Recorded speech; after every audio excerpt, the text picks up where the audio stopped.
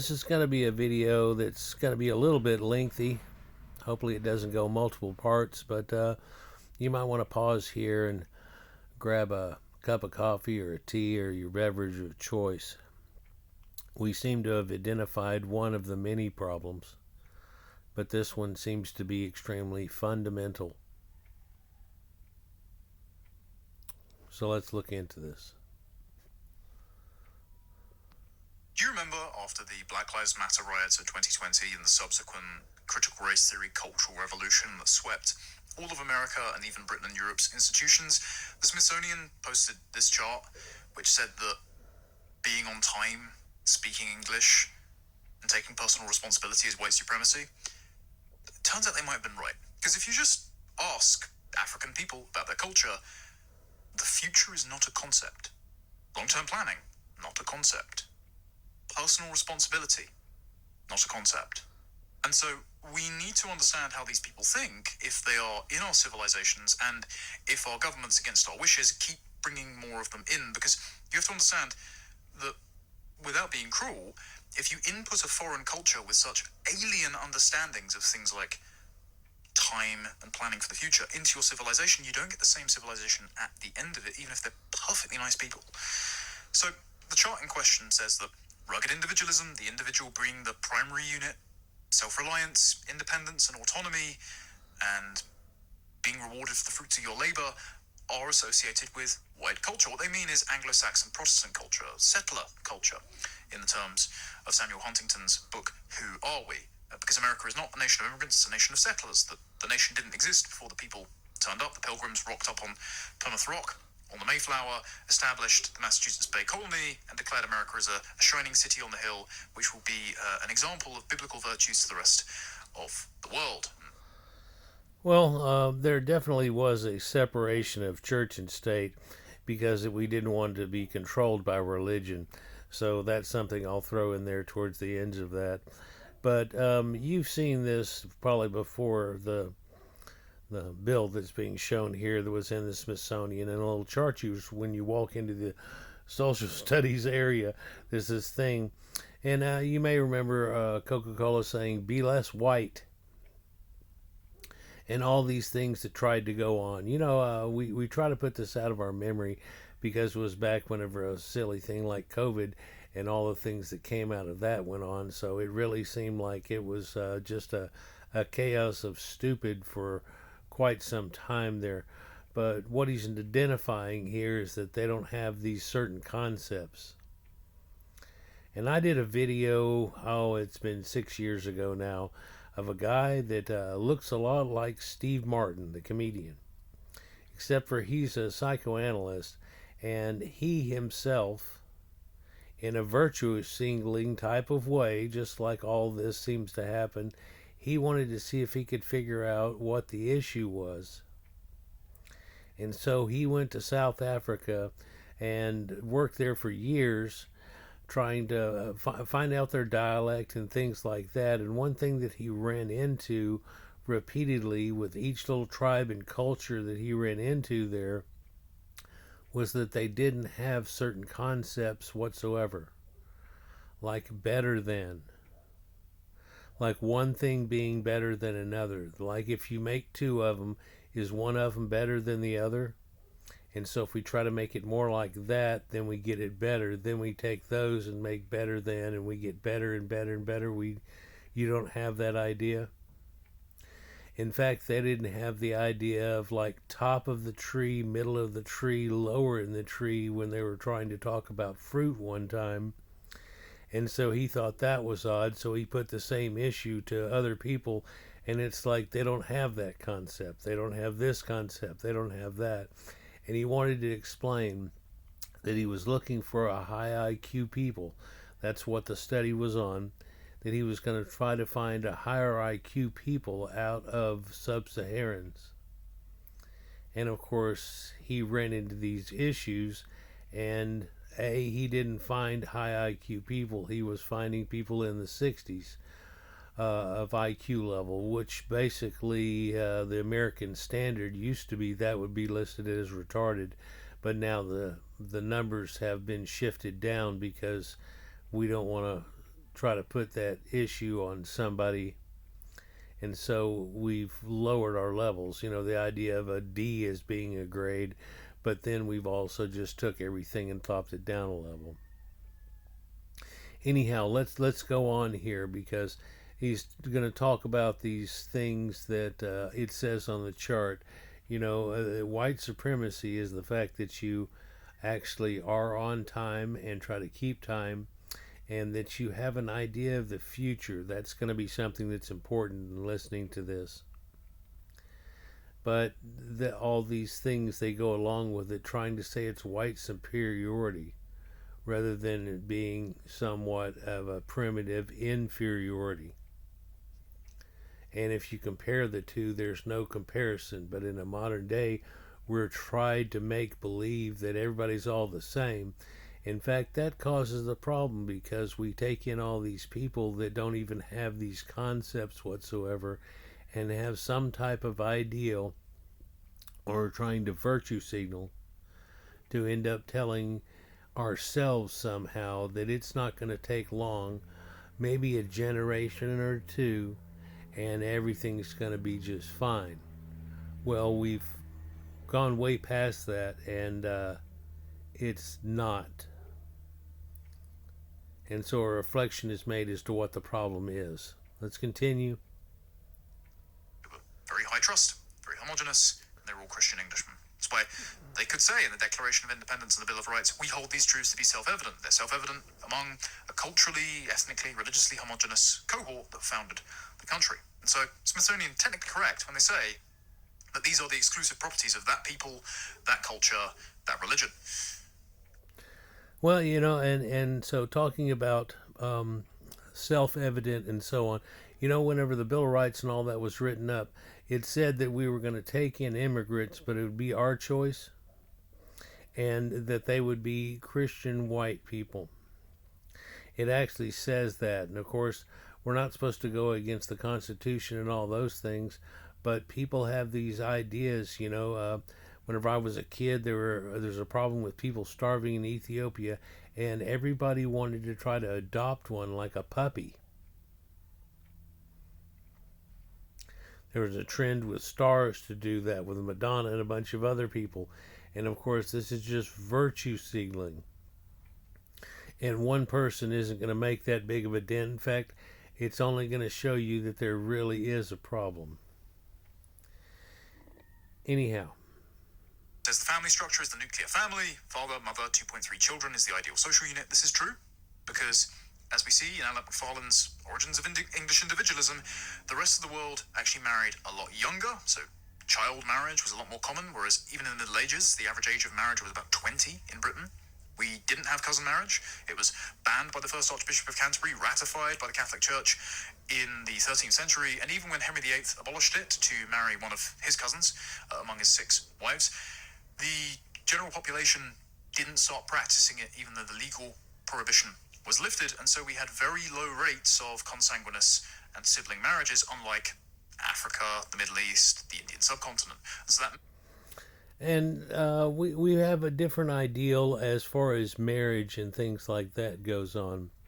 One thing that could be mentioned and thrown in here, but it's not really, is that when the first explorers went to sub-Saharan Africa to acquire slaves from their own people who were capturing and selling off other black people, by the way, that there really was no marriage between them. It wasn't like they were paired off in any way, and they didn't have this concept.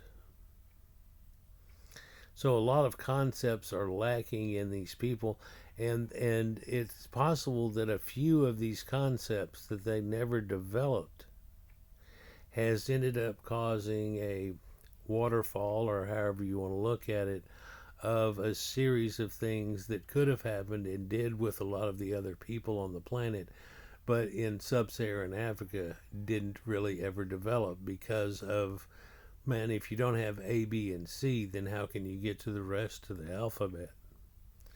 Do you follow me? Anyhow, the original settlers and the people who wrote the Constitution, Bill of Rights and all the things that go along with its original idea was that we weren't going to do anything, of course, like take in people like what has been happening here lately, and then of course just open borders and come on now type of situation. It was because that would ruin us, and they set it up to where it's not going to happen. In fact, we're supposed to make militias to make sure that this doesn't happen. It was well thought out, and it's really shown itself to be incredible. I don't know if you realize it, but the United States is the most incredible, perfect utopian society out of all the, and not any way perfect as we're talking about now, but basically it's the best thing that we've come up with yet to make it work.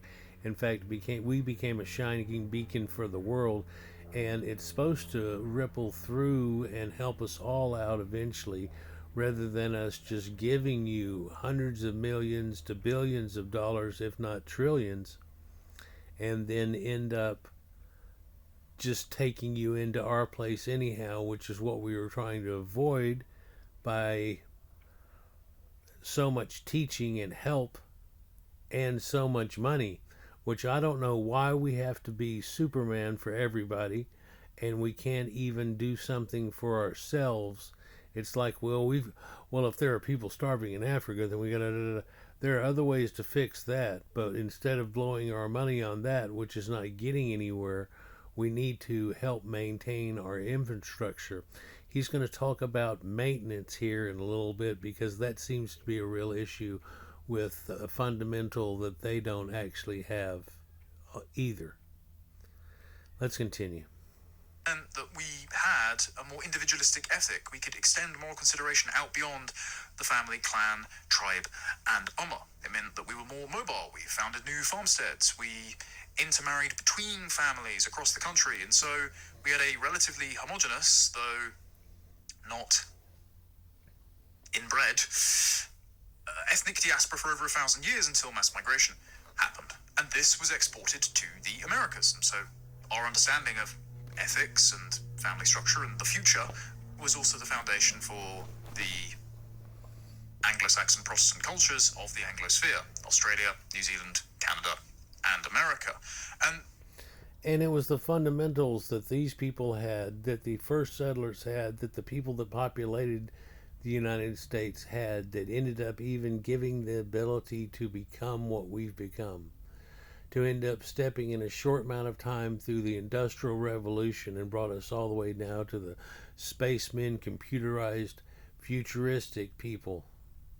Futuristic, always stretching towards the future, making movies, all kinds of things about it, Star Trek and things like that, and putting ethics into that too. If you ever watch Star Trek, there's really a whole lot of ethics in that, and not to mess with more primitive people and cause problems like that. Well, why? That's because that's a problem. That's the reason we don't have people trying to go to the headhunters of Irian Jaya or the deepest Amazonian and mess with the people anymore. We're figuring out, no, that's not something we should be messing with. Well, what about the ones we already messed with somewhat? Can we take that with their new understanding learning and reset that back to where it was and see what they can do from there? Or does this always have to be a burden? That's another question, but let's continue. They said about the emphasis on the scientific method, history being a heavy focus on the British Empire, the primacy of Western, Greco-Roman, and Judeo-Christian. I've never met a Judeo-Christian, so let's just say Jewish and Christian traditions. The Protestant work ethic, religion with Christianity being the norm, and anything except Judaism and Christianity is foreign. And then it gets time. And it says, follow rigid time schedules, and time being viewed as a commodity. Now, we've long had jokes about Africa timing.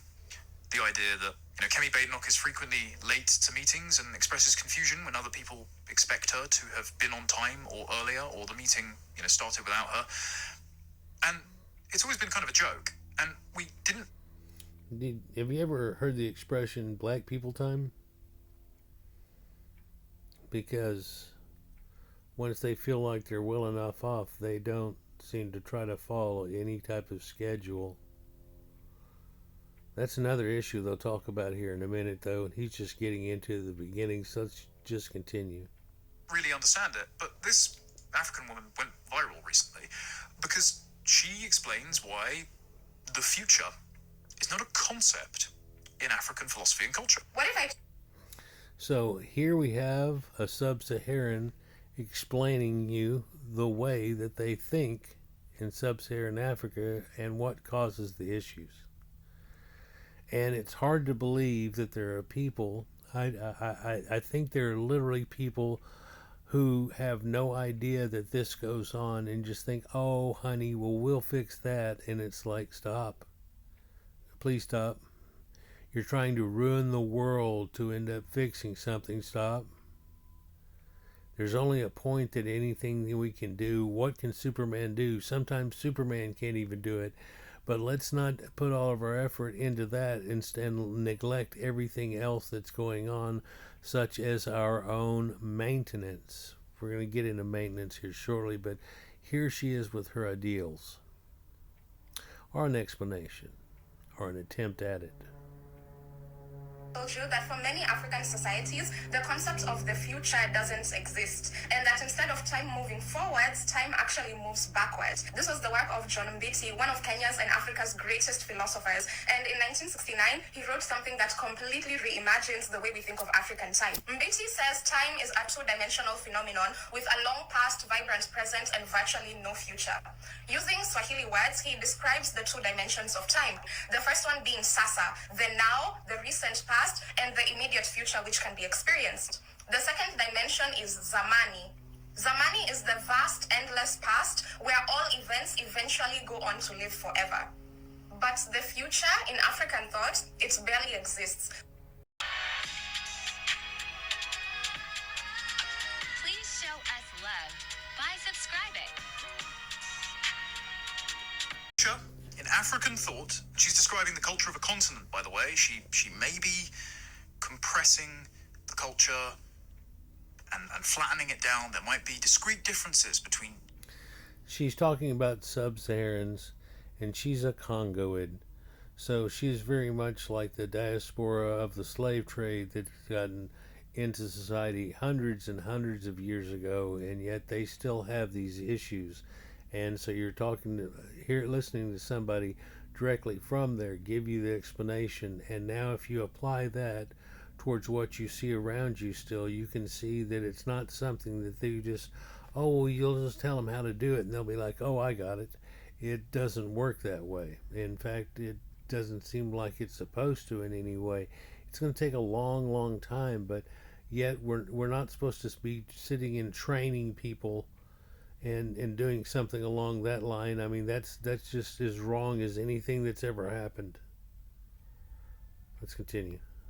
Different tribes. However, given the lack of development in the continent until the British Empire showed up and introduced them irrigation and the wheel and agriculture, perhaps simplification is warranted. She says, in African languages and culture, for thousands of years, there is no concept of the future. How do you plan? How do you think about the consequences of your actions? How do you have a predictable routine? How do you build a civilization where you rely on every single person in the civilization to be a constituent part of the greater whole, all doing their jobs so that things function? The answer is you can't. Like, nothing is reliable. Everything is random. And you can't have civilization that way. I.e., maybe this is a good reason, or just in the top 10 of why they can't get civilization going even after there's been colonization. You know, in the non-colonized areas, they're still living in dung huts in the most primitive of ways. And that's after trillions have been spent. So it doesn't seem like we're pissing our money away and just wasting it away. And then you have these virtue signalers. Oh, it's just the way we're doing it. Oh, they need to find Jesus. Or all these other things that we all know. Or no. let's just put an X across this whole thing. No, it's not working.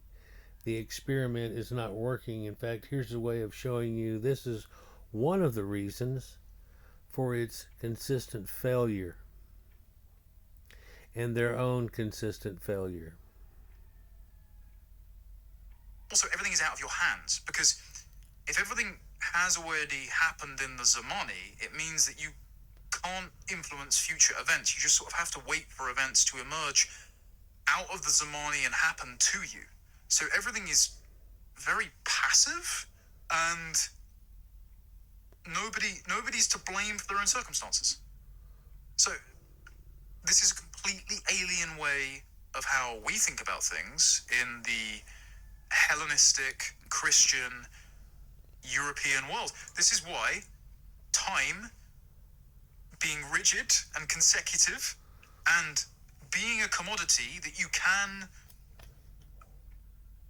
identify, compartmentalize, itemize, that is not a concept in Africa. And so People, it's not just having a calendar, but that goes with it. But before there was calendar, okay, these people, these Cro-Magnons and these Homo sapiens that were all around and everywhere except for sub-Saharan Africa had a totally different way of life. And they started looking at ways much differently than someone that was just tribal would look at things. And the separation of which, whenever I made that earlier video I was talking about earlier, I put down in the comments, how long do you think it would catch up? And people started saying 20,000 years, 40,000 years. Then somebody brought up the fact of never.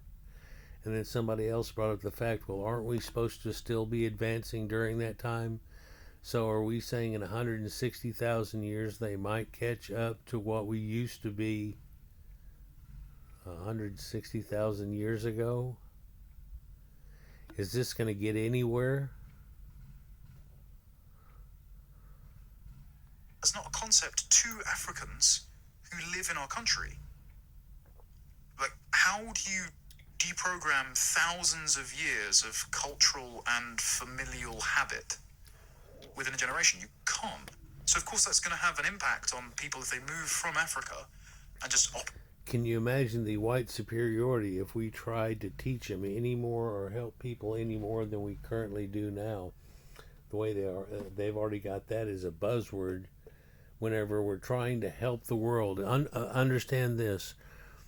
There have been no people in the history of humanity ever propped up as much as them. And what we get from it is never a thank you. Never a leaning towards it. But talking crap about it and talking about white superiority because you're the spaceman computerized guys that built 99+% of everything that we have around us today. And due to their jealousy, they've got all these things going on. We don't even need to start with the we was the Egyptians or this, that, and the other. But that's another extreme mental issue that is not even addressed here. We're talking about this, the concepts of a future. The concept of tomorrow. The concept of, and then we're going to, the concept of better steps to getting to a better place. They don't have it. They don't have a lot of the fundamentals that would make any of this work. Are you following? operate off of factory settings in Europe and America. Because time is made up of events. Time has to be experienced in order to be real. So because we can't conceptualize events tied to the distant future because they haven't been experienced yet, then therefore the future cannot constitute part of time. This explains milling. This explains why men from the Horn of Africa just sit around on benches barefoot in the middle of the day, thanks to the Boris wave, because they're literally waiting for life to happen to them. We just don't operate like this as Europeans. It's a completely different world to us. And hey, look. Humanity doesn't act this way. It's just this one demographic that seems to be a big focus because of a problem. But the reason that we have this big focus on them is because they're a still pre-Neolithic people, and everybody you do to virtue signaling is trying to get them out of it and act like, oh, this will be our greatest thing that ever, and people will love us for figuring this all out and bringing them up out of the stone. Well, what are we getting right now? With black superiority and all kinds of things trying to rear its head up, and it's like, seriously? While you're being propped up more than any people ever in the history of humanity, you're trying to pull that off, and we was Egyptians and all these other issues. But what is some of the stem issues? Can we ever get to that? Because, well, we can't even get past that there's an issue. There's not even really an issue, is there? With some of these stupid SJW people, SJWs, just it's gotten to be just a conglomerate mess, and they almost want to make it that way so it can't be addressed. Fine. I'm not a cultural relativist. I think ours is far better, as shown by the level of civilizational flourishing we were capable of before we intermixed with these inferior cultures. But if they want to pretend that the future doesn't exist and everything's just in the Zamani, that's fine. They can do that over there. But if you input that culture into our civilization, sort of great machine of Anglo-Protestantism in America or English Christianity, you don't get Britain, England, Canada, Australia, America, Northwestern Europe. You don't get that at the end of it. It's like putting Play-Doh into a sausage machine. You don't get sausages, you get Play-Doh at the end. Like, you get something that's far regressed and ruined. I've often thought, after thinking of things like that, if we never had slavery and so never had them over here in the first place, where would we be? Would we be with flying cars and the Jetsons and everything? How much has this impeded humanity's growth, or how much has this really just put the foot on it? I mean, whenever I was a kid, it seemed like it was there. I mean, there were the Jetsons and everything, and we're going to be at that point in moon bases and everything, and we're just now leaning into the idea of, well, now we'll go back to the moon, and it's like, oh my gosh, what's holding all this up? Well, there's a lot of things, and one of which is this major issue that's here. And if you think it's not that bad, it wasn't that bad. Now it's even worse with all the immigration that's come into America from people that don't have these concepts. So why are they even here? Were they trying to learn the concepts and go back and fix their own? That's the whole original idea of, of having foreign exchange students and all of that type of thing, and what a visa was all about. But it's gotten really warped during my lifetime. we can't have a civilization if people don't think the future exists. I can't believe those are words that are leaving my mouth. But it's something that the immigration system has never calculated for, because it believes in the blank slate, and it believes that fundamentally all people are exactly the same, and that any cultural, economic, or education differences can be easily remedied. They somehow want you to think this as they try and experiment, which is rapidly failing right in front of us, and we knew it, and then they double down. It's becoming an issue that is going to be irreversible unless we set things back. Liberia was bought by Lincoln and Monroe and things back in the time that they freed the slaves. Lincoln said himself, they're not going to be able to stay here. It's going to cause too much problems on America. America can't handle it trying to put itself together in the first place with all these other issues. It's going to impede us for hundreds of years. Well, do you think that guy might have been right? He might have already thought it through, and they've had a bunch of people get together and thought it through before he ever made the issue. Well, they shot that man, and then what happened after the what? Yeah, Liberia. Look into that sometime. Like, how do you even educate someone into our culture if they don't believe the future exists? They've got no common frame of reference for which to buy into our culture. And yes, of course, there are exceptions, but those exceptions prove the rules, because those exceptions must be exceptional. Otherwise, the entire country would be indistinguishable from our own country, because the exceptions would be the majority, and the people produce the country rather than the country producing the people. So there's a reason that Africa does not look like Northwestern Europe, and part of that is because they don't believe the future exists. And that's just one of the issues. One of the many issues that face the virtuous signaling freakouts that are trying to make something happen that is not really going to help them out that much and going to try to destroy Western civilization in the guise of trying to help people out, and that somehow we're all the same, whenever everybody looking at it from a third person's point of view can easily tell, no, we're not.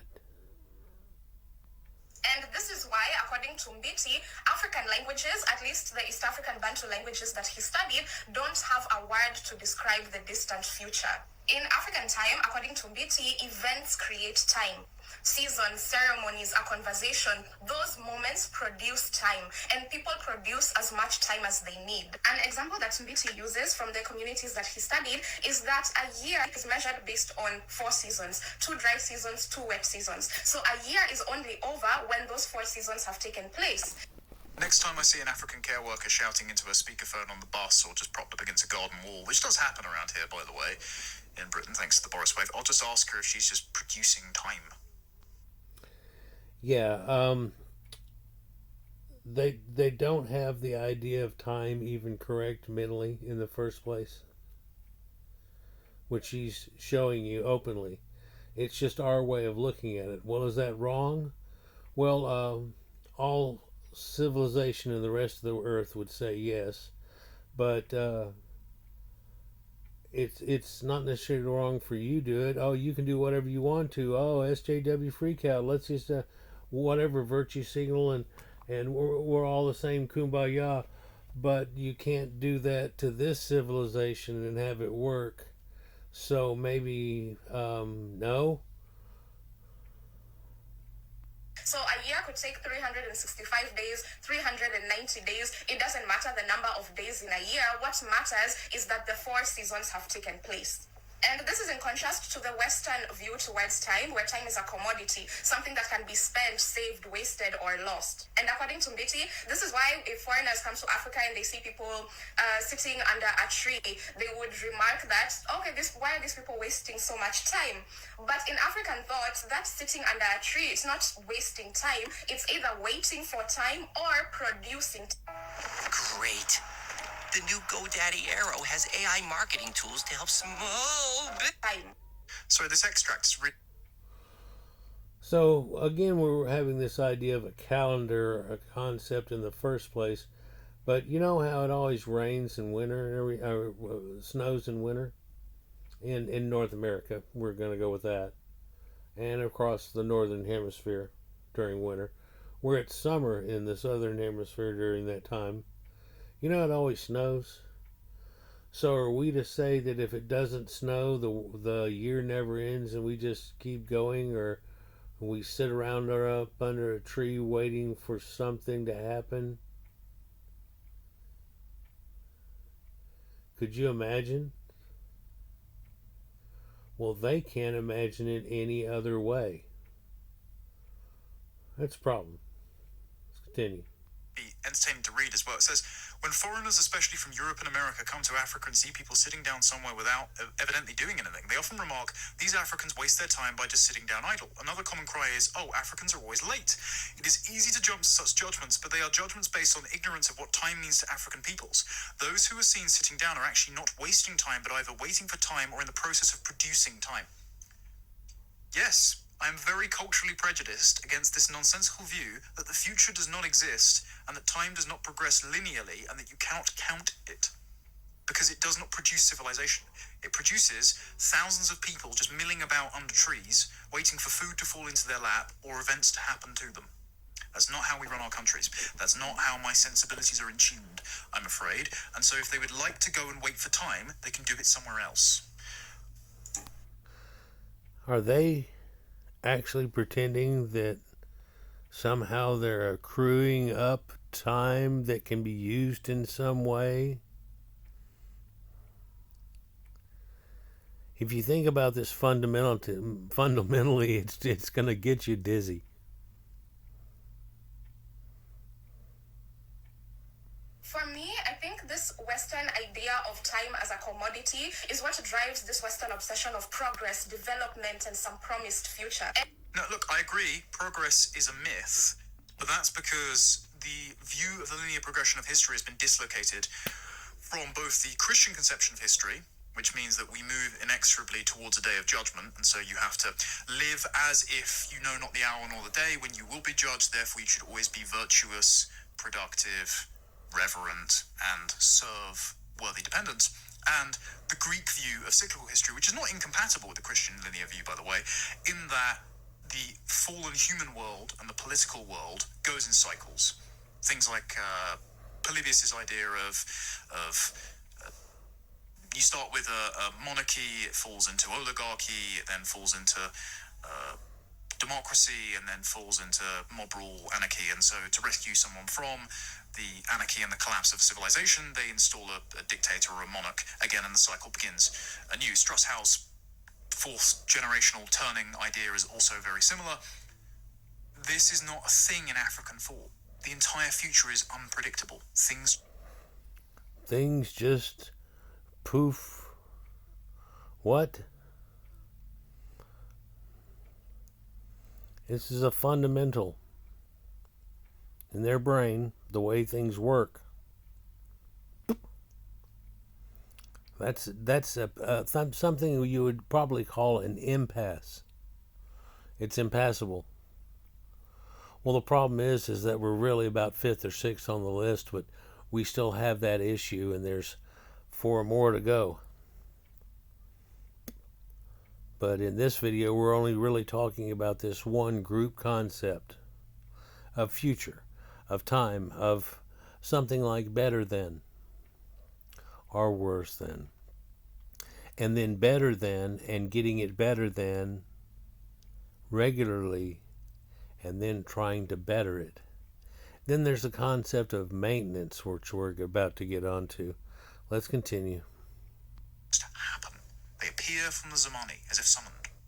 Like it's like history itself as a spawn point.